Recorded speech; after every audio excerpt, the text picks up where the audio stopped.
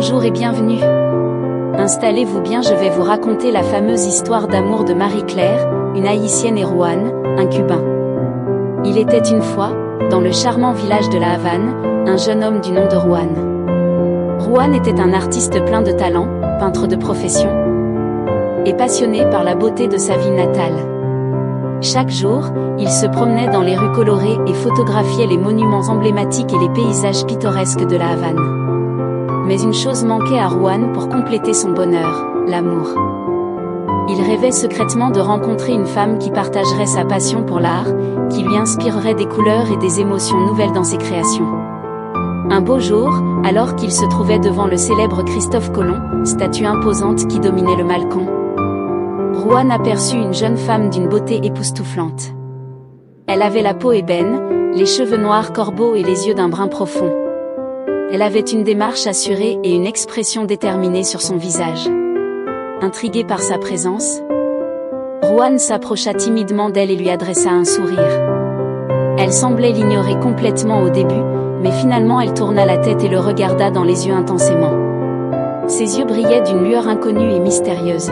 « Bonjour, je m'appelle Juan » murmura-t-il, intimidé par sa beauté. « Je suis Marie-Claire, enchantée » répondit-elle d'une voix douce et chaude. Ce simple échange marqua le début d'une connexion indéniable entre eux. Peu à peu, Marie-Claire dévoila son histoire à Juan. Elle était d'origine haïtienne et avait dû quitter son pays natal à cause d'une situation politique instable. Elle avait fui la violence et les conflits armés pour chercher refuge à La Havane.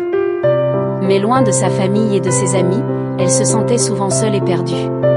Juan fut touché par le récit de Marie-Claire et se sentait de plus en plus attiré par sa force et sa résilience. Elle avait traversé des épreuves difficiles, mais gardait toujours la tête haute et faisait preuve d'une incroyable détermination. Leur amour grandit avec le temps, se nourrissant de leur passion commune pour l'art et leur désir de rendre le monde plus beau. Juan peignait Marie-Claire avec une tendresse infinie, capturant chaque nuance de sa beauté, tandis qu'elle exprimait sa gratitude et son amour à travers des poèmes émouvants. Mais leur bonheur fut malheureusement de courte durée. La famille de Marie-Claire, restée en Haïti, fut frappée par un terrible événement naturel. Un tremblement de terre destructeur ravagea leur maison et laissa leurs êtres chers sans abri ni espoir. Marie-Claire, envahie par l'inquiétude et le chagrin, était incapable de rester sans rien faire. Malgré les obstacles et les dangers qui se dressaient devant elle, Marie-Claire prit la décision de retourner en Haïti pour aider sa famille et sa communauté dans leur période de souffrance. Juan, déchiré entre son amour pour Marie-Claire et son inquiétude pour sa sécurité, la soutint dans sa décision. Il savait qu'il ne pouvait pas l'empêcher de suivre son cœur généreux. Marie-Claire partit donc pour Haïti, laissant Juan derrière elle.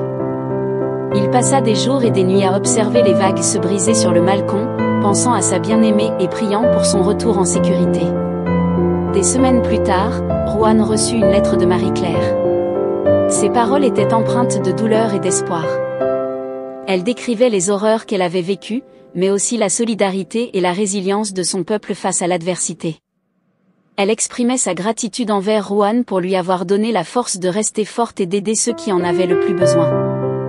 Marie-Claire finit sa lettre par ces mots: « Je rêve du jour où nous pourrons être à nouveau réunis, où nous pourrons peindre ensemble un avenir meilleur pour notre monde. Tu es la lueur qui illumine mon cœur, et je t'aime de tout mon être. » Dans cette lettre, Juan trouva le courage et la détermination de ne jamais abandonner, de continuer à peindre et à aider les autres, en honorant l'esprit de Marie-Claire. Et tandis que Juan continuait de créer des œuvres empreintes de passion et de résilience, il gardait en lui l'amour de Marie-Claire, la femme haïtienne qui lui avait appris à croire en l'espoir et à embrasser le monde avec amour et compassion. C'est ainsi qu'il exposait le portrait de Marie-Claire dans un musée avec ces mots: « Je suis fou d'elle, elle est haïtienne et c'est l'amour de ma vie. » N'hésitez pas de like et de s'abonner, on se retrouvera pour d'autres histoires.